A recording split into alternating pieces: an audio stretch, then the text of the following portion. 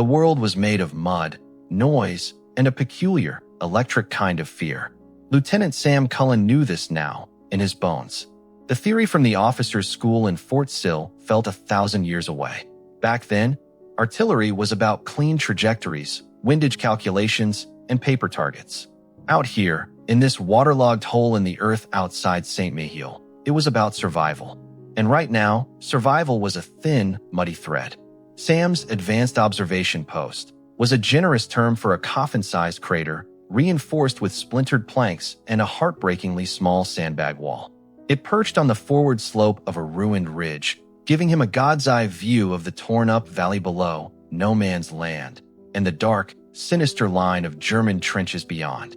For 3 days and nights, he'd been here, a lone American eyeball glued to his powerful binoculars, his only companion the heavy, cream-colored field telephone, its cable snaking back through the churned earth toward the American lines. Then, at 0100 hours, the sky tore open. It wasn't just an artillery barrage, it was the end of the world, American style. Hundreds of guns, from barking 75s to earth-shaking howitzers, spoke as one. The darkness vanished, replaced by a continuous, flickering hell light. The ground beneath Sam trembled like a terrified animal. He jammed his fists against his ears, his mouth wide in a scream he couldn't hear. This was the opening act of the Big Push, the first major American-led offensive of the war. General Pershing's boys were coming to take back the St. Mihiel salient. For an hour, the storm raged. Then, on schedule, the shelling lifted and shifted deeper, a rolling thunder moving toward the German rear. That was the signal. Through the ringing in his ears, Sam heard the new sound, a distant, eager roar. The doughboys, thousands of them, pouring out of their trenches, beginning their advance across the valley. This was his moment. His purpose. He snatched up the phone, cranked the handle, and pressed the receiver to his ear. "Angel Base, this is Eyeball. Do you copy? Over." Static. Then a faint, tinny voice. "Eyeball, Angel Base. Reading you faint but clear. Send traffic." Relief flooded Sam. He began calling in adjustments, his voice surprisingly steady. "Angel Base, shift fire to grid 79er. Rounds landing 200 yards long, correct, and fire for effect." He watched as shells walked onto a German machine gun nest, silencing it in a puff of dirt and debris. He was their eyes. He was making a difference. But war has a nasty sense of irony. Just as he was calling in a beautiful hit on a suspected mortar position, the universe decided to remind him he was just one man in a very bad place. It started with a different whistle, closer, sharper, not outgoing but incoming. A German retaliatory barrage, desperate and wild. The first shell hit 50 yards to his left, the concussion punching the air from his lungs. The second was closer. The third hit the ridge just behind him.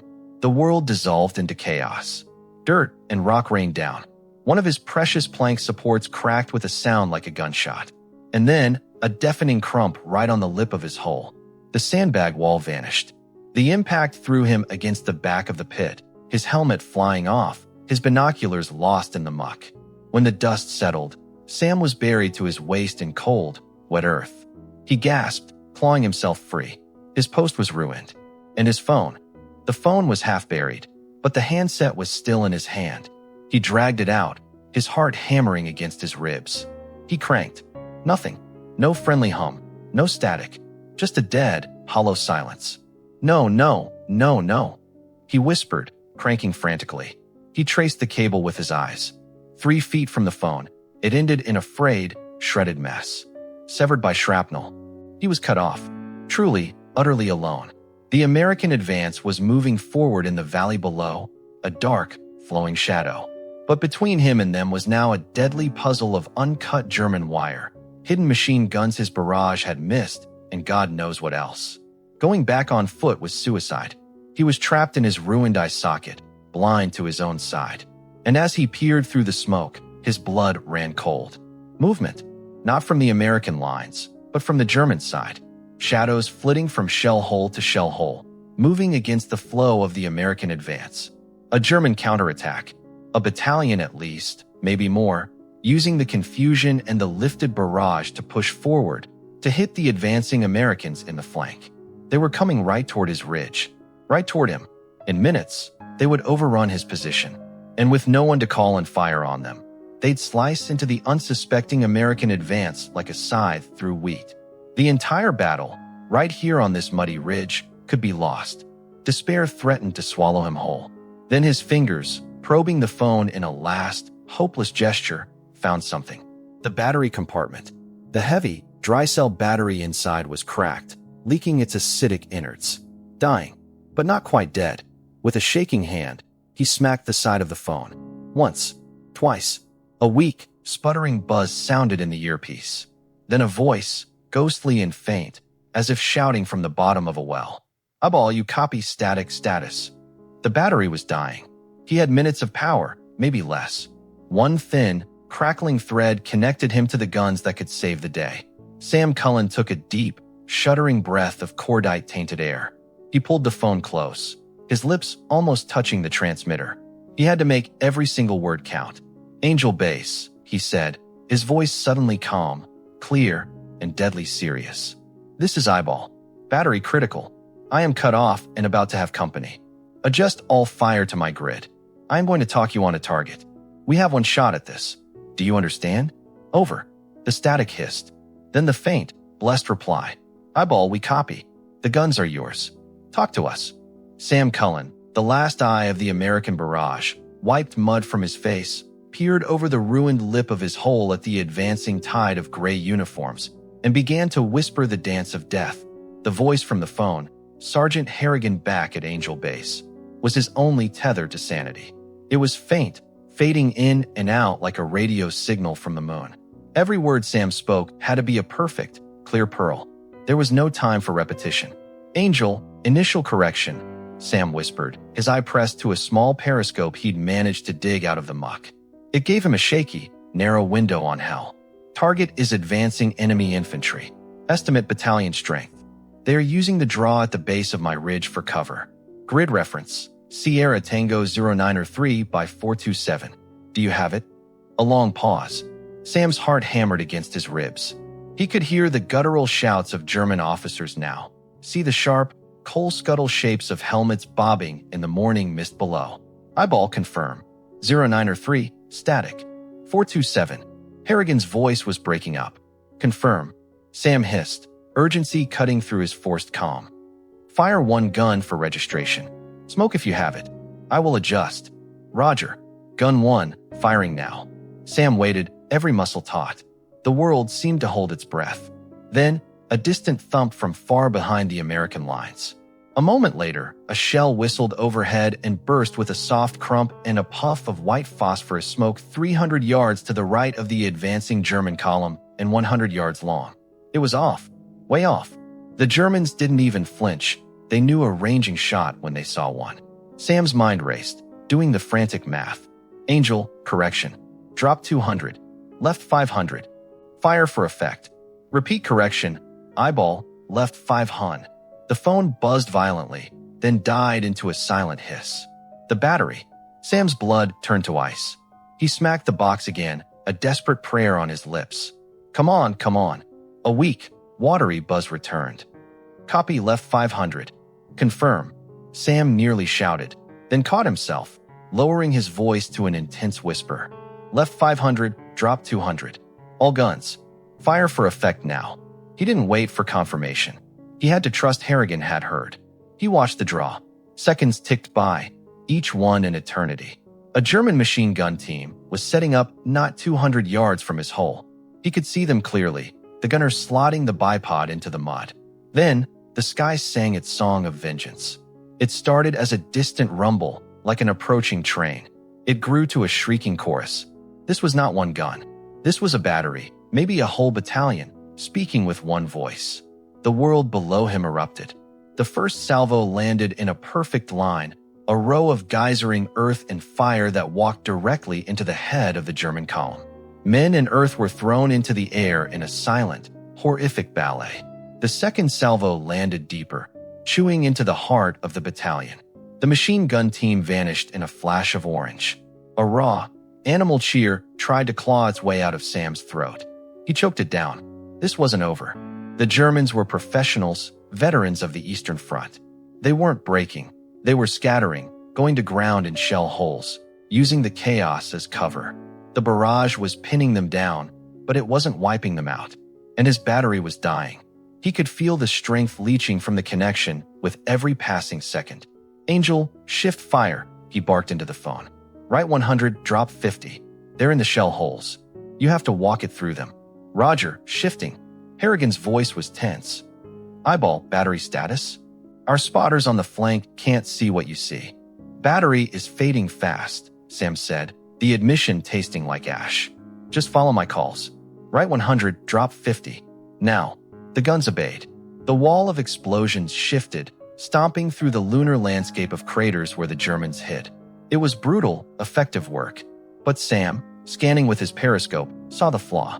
A group of about 30 men, led by a determined officer waving a Luger, had broken off to the far right. They were using a shallow drainage ditch as a trench, and they were moving fast, circling around to get behind the American advance and possibly up the ridge toward his position. "Angel, cease fire on primary target. New target.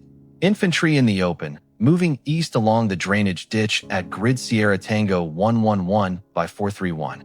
They are attempting to flank our boys. Need rapid fire now. Shifting batteries, stand by." The static was thicker now, swallowing half the words. "Standing by is a luxury I don't have." Sam snapped. He could see the German officer pointing directly at his ridge. They'd seen the phone wire, or the movement of his periscope. They knew someone was here, calling death down on them. 5 of them broke off from the group and started low-crawling up the slope. Toward him. "Angel, fire. Any gun that can bear. On that grid now." The phone buzzed, a long, dying groan. "Firing." Harrigan's voice was almost inaudible. The shells came, but they were scattered, uncoordinated. One battery had responded, not the whole chorus.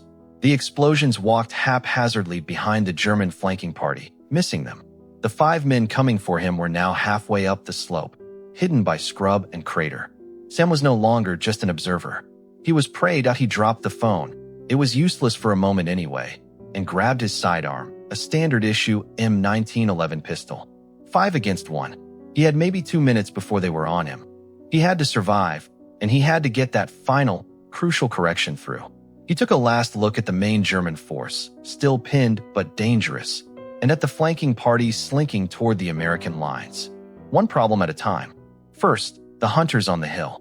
He crawled out of the back of his shattered post into a deeper crater, dragging the precious, dying phone with him.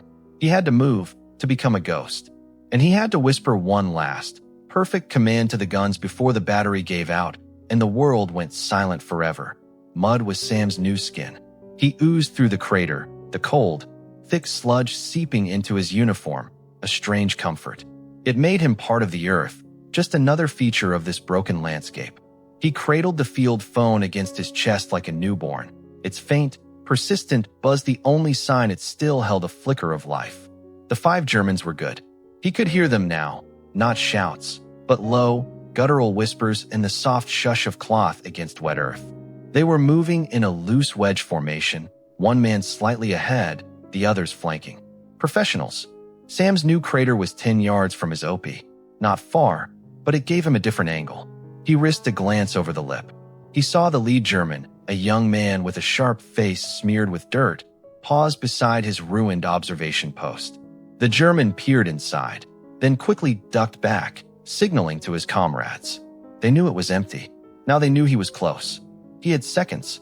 Sam pressed the phone to his mouth and whispered, his lips brushing the cold metal of the transmitter. "Angel, this is Eyeball. Do not speak, just listen. Battery is almost gone. I have enemy infantry on my position. I am about to give you a final fire mission. Target Grid Sierra Tango 112 by 435. This is the enemy flanking party. They are in the open. You must fire everything you have. This is the key. Confirm by saying Wilco once, then open fire." He held his breath. The static hissed, a sound like escaping life. Then, faint but unmistakable, Wilco. Relief, sharp and sweet. But there was no time to feel it. A shadow fell across his crater. One of the flankers, a big man with an MP-18 submachine gun, was peering over the edge. Their eyes met. The Germans widened in surprise, then hardened into intent. He started to bring his weapon to bear. Sam was already moving. He didn't raise his pistol. Instead, with a desperate heave, he threw a clod of wet, heavy mud straight into the man's face. It was a child's move, ridiculous, undignified. It was also perfectly effective. The German grunted, flinching, his hands going to his blinded eyes. Sam scrambled up the opposite side of the crater, his boots slipping in the mud. A bullet snapped past his ear, fired by the sharp-faced leader from near the OP. Sam didn't look back. He ran, not in a straight line, but in a zigzag stumble from shell hole to shell hole, the phone bouncing against his ribs. He could hear them shouting now, the hunt fully on. They were between him and the American lines. His only direction was sideways, along the crest of the ridge, parallel to the front. Thump, thump, thump. The sound came from far away, but Sam's heart leapt. The guns. Harrigan had done it. He dove into a fresh crater just as the sky over the drainage ditch where the flanking party had been was torn apart. This was not scattered fire. This was a symphony of destruction. The 75s laid down a rain of sharp, cracking explosions. The heavier howitzers sent gigantic fountains of earth and men skyward. Through a gap in the smoke, Sam saw the German officer with the Luger thrown into the air like a rag doll. The threat to the American advance's flank was being erased. But his personal problem was still very much alive. The 5 hunters had now become 4. The big man with the mud in his eyes was lagging behind, but they were angry and closing in. They knew he'd just called down hell on their comrades. He was running out of ridge. Ahead, the ground fell away more steeply into a sector that had been pulverized by the initial barrage, a forest of jagged, blackened tree stumps and water-filled craters. A dead zone. The phone buzzed weakly. He put it to his ear. Eyeball status. Flanking target neutralized. Main enemy force still pinned. Advise. Sam ducked behind a splintered stump, gasping for air. He could see the sharp-faced leader signaling, sending 2 men to his left, 1 to his right, to encircle him. They were methodical, cutting off his escape. Angel, Sam panted, trying to control his breathing. Main target. They are still in the draw and shell holes. You need to finish it. Walk the fire north to south, then east to west. A grid pattern. Crisscross them. They're dug in like ticks. You have to shake them out and kill them. Copy grid pattern. Harrigan's voice was breaking into fragments. Battery or... My battery doesn't matter. Sam whispered fiercely. Just do it. For God's sake, do it now. Eyeball out. He didn't crank the phone again. That last command had to be the one. He had maybe a minute of power left, at most. He had to make it count for something else. He looked at the 4 Germans closing in. He had 7 rounds in the M1911. For men, he was a decent shot, but not under pressure, in the mud, against veterans. The odds were terrible. Then he looked at the field phone. This heavy, ungainly lump of metal and wire that was his only link to salvation. An idea, desperate and insane, sparked in his mind. He cranked the handle once, a final, weak spin. The buzz was barely audible. He put the handset to his mouth and began to speak, not in a whisper, but in a loud, clear, conversational tone. Sergeant Harrigan. Yes, the reinforcements are almost here. About 20 men, coming up the east side of the ridge right now. Tell the captain I can see them clearly. They'll be on my position in 30 seconds. He wasn't talking to Harrigan. He was talking to the Germans. He saw the sharp-faced leader freeze, listening, his head cocked. Sam didn't know if they spoke English, but words like reinforcements, 20 men, and 30 seconds were universal on a battlefield. It was a bluff. A huge, terrifying bluff. He held the phone away from his ear as if listening to a reply, then spoke again, even louder. Yes, Sergeant. Tell them to hurry. I've got the enemy spotted, and I'm ready to guide them in. He saw the hesitation in the German leader's movements. The man barked a quick, sharp order. The 2 men moving to Sam's left paused. They were looking back toward their own lines, toward the devastating barrage still chewing through their battalion. Then at this frantic American in a hole shouting about reinforcements. Sam made his move. He popped up from behind the stump, not to fire, but to wave an arm wildly over his head, as if signaling to a large, unseen force behind him. Then he dropped down, grabbed the field telephone, and hurled it with all his might in a high arc over the heads of the Germans, deeper into the shattered forest of stumps.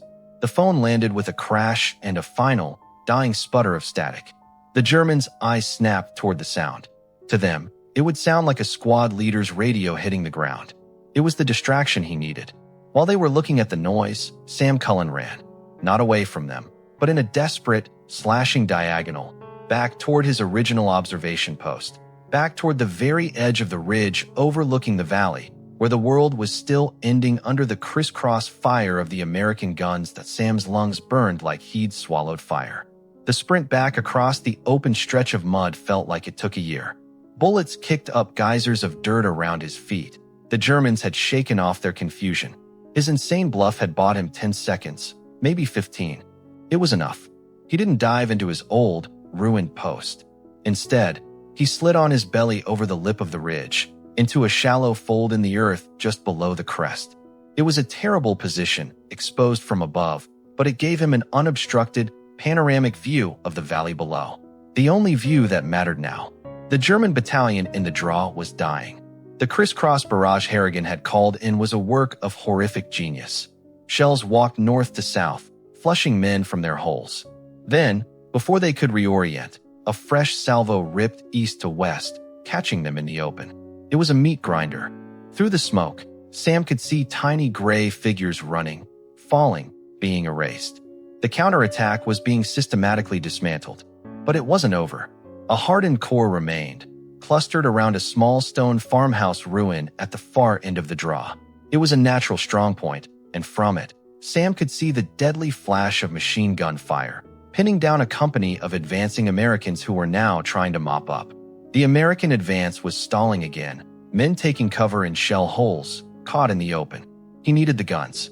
He needed them to shift fire one last time, to obliterate that ruin. But the phone was gone.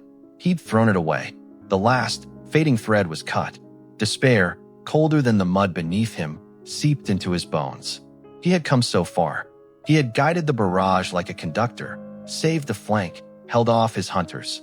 And now, at the final, most crucial moment, he was mute. He was just a man on a hill, watching men die because he could no longer speak. No, the thought was a punch.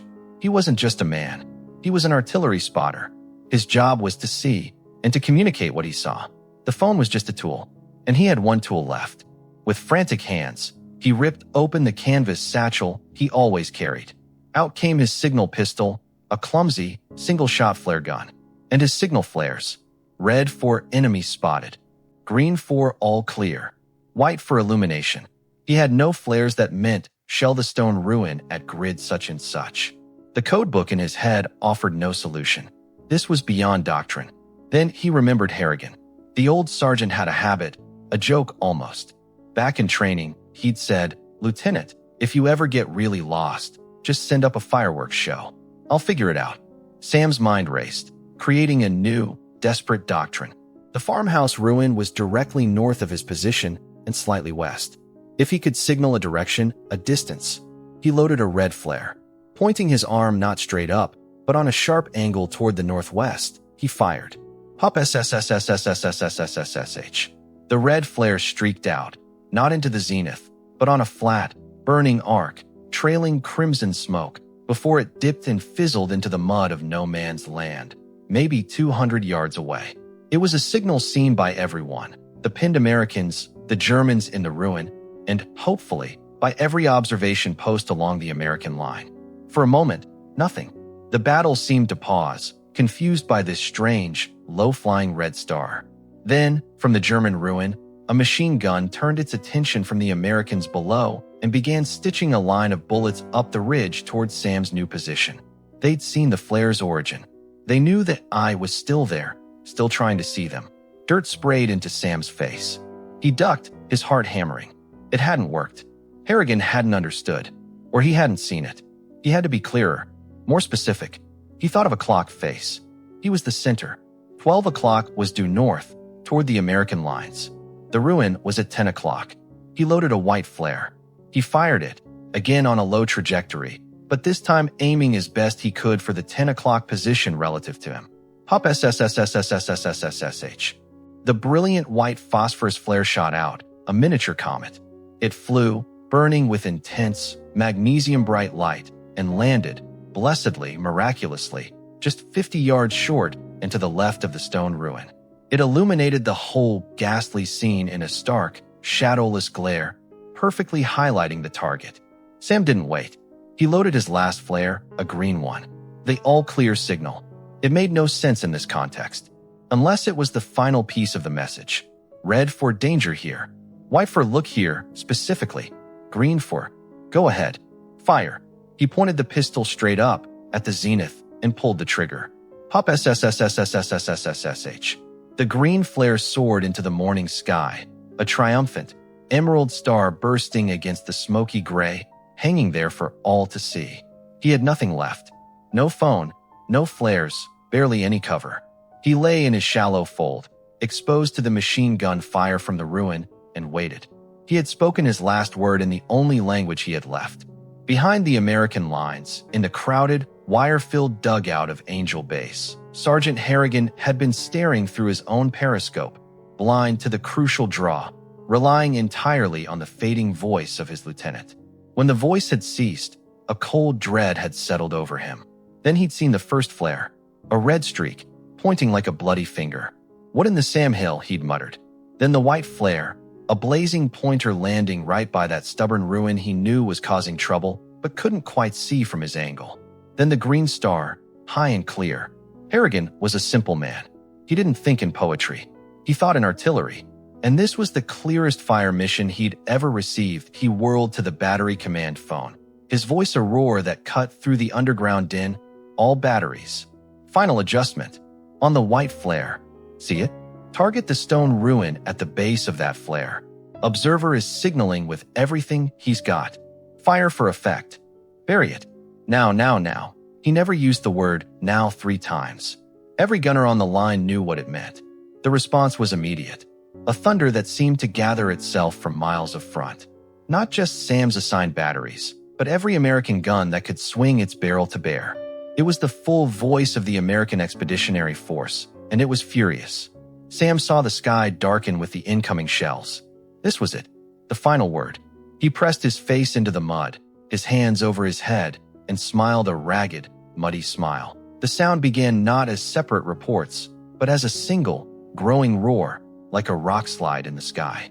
It was the culmination of everything. The failed phone calls, the whispered coordinates, the dying battery, the arc of flares. It was Sergeant Harrigan's understanding and the entire artillery line's unleashed fury. For Sam, flattened in his shallow scrape of earth, the world became pure, violent sensation. The first salvo didn't so much hit the stone ruin as it replaced it. One moment there was a jagged outline against the smoke. The next, a blossoming volcano of flame, stone, and dirt. The following shells walked in, not in a pattern, but in a deluge, saturating the area. The machine gun fire from that position ceased instantly, not with a whimper, but in the middle of a burst, simply swallowed by the cataclysm. But the guns didn't stop. Harrigan had ordered everything. Shells from lighter guns ripped apart the surrounding ground. Massive, high-explosive rounds from the heavy howitzers landed with earth-shaking crumps, digging craters deep enough to bury a truck. They were not just destroying the strongpoint. They were erasing its very coordinates from the map. The shockwave hit Sam like a physical wall, punching the air from his lungs and filling his nose with the acrid, unforgettable stench of cordite and powdered limestone. Debris rained down around him, clods of earth, shattered branches, pieces of stone that had been a building moments before. When the roar finally subsided to a ringing silence in his ears, Sam dared to raise his head. Where the farmhouse ruin had stood was a smoking, chaotic pit. The gray uniforms around it were gone, either obliterated or fleeing in disorganized, broken clumps back toward their own lines. The heart of the German counterattack had been ripped out. A new sound rose from the valley below, not the roar of guns, but the throaty, triumphant cheers of the American doughboys.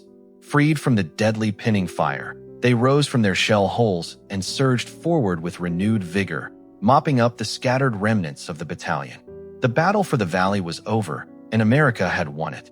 Sam's job was done. He had been the eyes, and the eyes had seen the victory. But his personal war wasn't over. As the dust settled, he heard the crunch of a boot on gravel, far too close. He rolled onto his back, fumbling for his pistol, which was caked in mud. The sharp-faced German officer stood at the crest of the ridge, looking down at him. He was alone. His uniform was torn, his face a mask of soot and fury. The Luger in his hand was steady, pointed directly at Sam's chest. His other 3 comrades were nowhere to be seen, likely caught in the final barrage or fleeing the American advance. Augen, the German said, his voice hoarse. Your eyes. He gestured with the Luger toward the valley of destruction. All of this. You. Sam said nothing. He slowly raised his muddy hands, the M1911 dangling uselessly from one finger by its trigger guard. He was empty. No flares, no phone, no clever tricks. He was just a tired lieutenant in a hole. The German officer's eyes were bright, with a terrible understanding. He wasn't just killing an enemy soldier. He was putting out the eyes that had doomed his men. He took a step closer, the Luger unwavering. Then, a sharp, authoritative whistle cut through the air. Not a shell, but a human signal. Hand hoch. Drop the weapon. The shout came from behind the German, from the direction of Sam's old observation post. The German officer froze, his eyes darting sideways. Sam's gaze shifted over the man's shoulder. Over the lip of the ridge, a line of dirt-smeared, determined faces appeared. American doughboys. The point squad of the advancing infantry, moving faster than anyone expected, clearing the ridge. A corporal with a Springfield rifle had the German dead in his sights. 3 other men covered him. The German officer's shoulders sagged.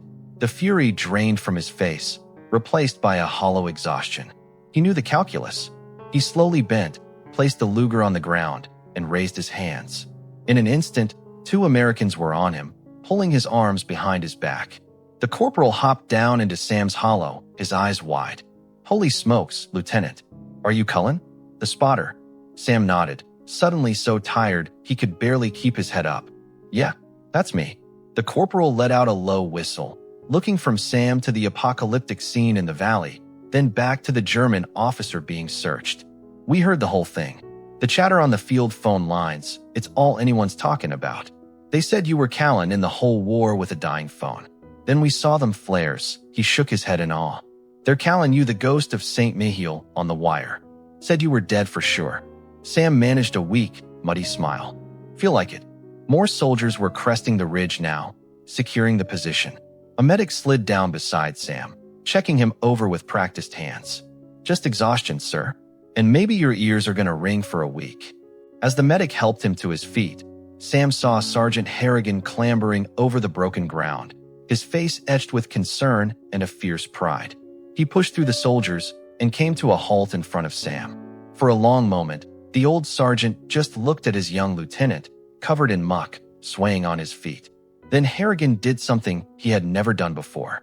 He snapped a perfect parade ground salute. Reporting that the fire mission is complete, Lieutenant. Harrigan said, his voice gruff with emotion. Target is destroyed. The advance is proceeding on schedule. Thanks to you. Sam, feeling utterly unworthy of the salute, returned it clumsily. Thanks to the guns, Sergeant. And to you for listening. Harrigan lowered his hand and grinned, a sudden, bright thing in the grim landscape.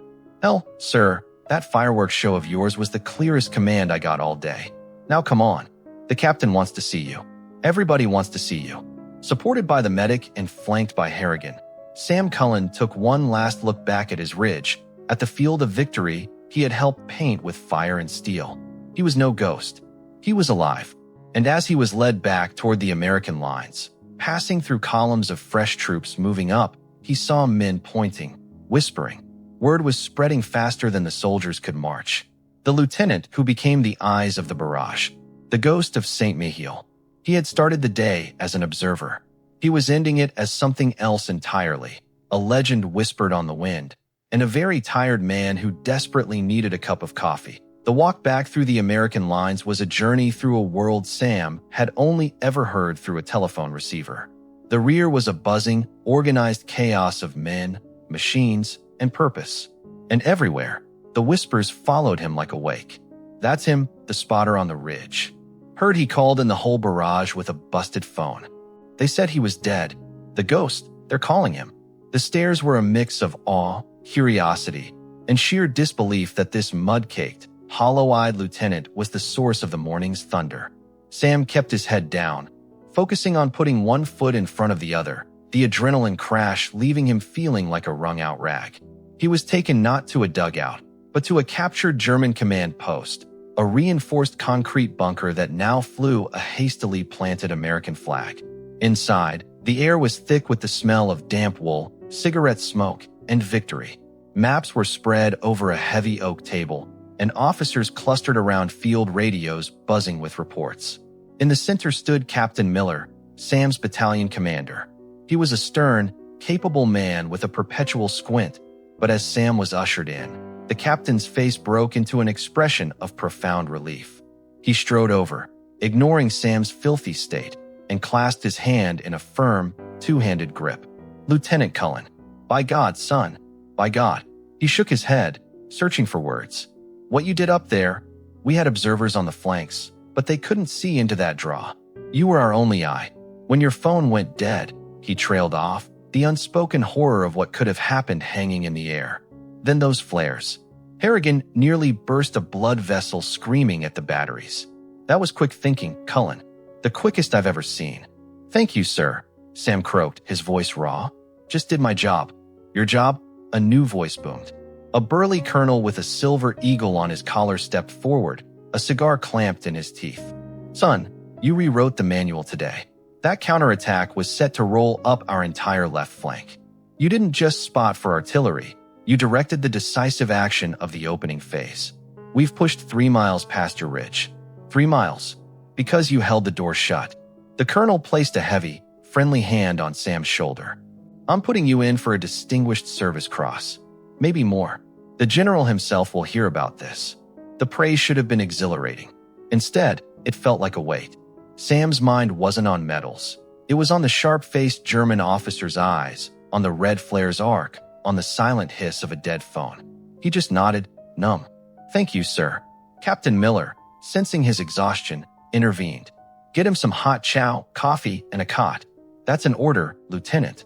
You're off the watch for the next 24 hours. As Sam was gently steered toward the bunker's makeshift kitchen area, he passed a group of signal corpsmen rewiring a captured German switchboard.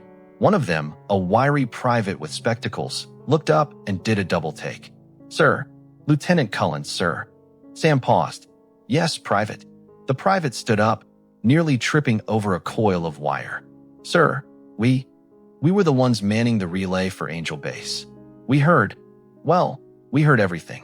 From when you were first cut off to the end." The young man's face was full of a reverent excitement. "It was like a radio play, sir. Only real. We were cheering when you gave the command for the crisscross fire. And when you went silent," he swallowed. "We thought we'd lost the feed for good. Then the flare started. Sir, that was the bravest thing I ever heard." Heard, not saw. Heard. Sam realized that for men like this private, for Harrigan back at Angel Base, for the gun crews who had swung their barrels on his word, the battle had been a story told through sound and static. He had been a voice in the dark, a narrator of destruction. The ghost. "Thank you, Private," Sam said, his voice softer. "You kept the line open as long as it lasted. That mattered." He accepted a steaming tin mug of bitter, beautiful coffee and a plate of stew from a grinning cook. He found a quiet corner on an empty ammunition crate and ate slowly, the warmth spreading through him, feeling returning to his chilled fingers. Later, clean uniform borrowed from a supply sergeant, Sam stepped back out into the late afternoon light. The battlefield was quieter now. The thunder moved miles deeper into German territory. But the ridge, his ridge, was still there, a silent sentinel. He felt a presence beside him. Sergeant Harrigan, offering him a cigarette. They lit up in silence, watching the smoke drift toward the ridge. "They found your phone, sir," Harrigan said finally. "Or what's left of it. Shattered to pieces near some tree stumps. Battery acid eaten clean through." Sam nodded. A fitting end for the tool that had been both his lifeline and his burden. "What happens now, Sarge?" Sam asked, the question about more than just the next military objective. Harrigan took a long drag. "Now? The big wheels decide that. But you, Lieutenant, you saved a lot of boys today. You gave them a story to tell. That's a kind of victory that lasts." He stamped out his cigarette. "Get some sleep. The war isn't over. They'll need those eyes of yours again." Sam stayed a while longer, watching the shadows lengthen across the valley he had helped save. He wasn't a ghost.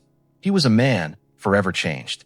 The sounds of the barrage were etched into his hearing. The map of that draw burned onto the back of his eyelids. He was Lieutenant Sam Cullen, artillery observer, 1st United States Army. And for one morning, he had been the single most important spot of light on the entire map, the eye of the American storm.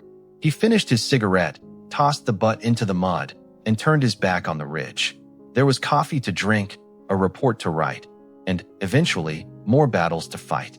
But he walked a little taller, the echo of the guns, his guns, a permanent, proud, and weary hum in his soul.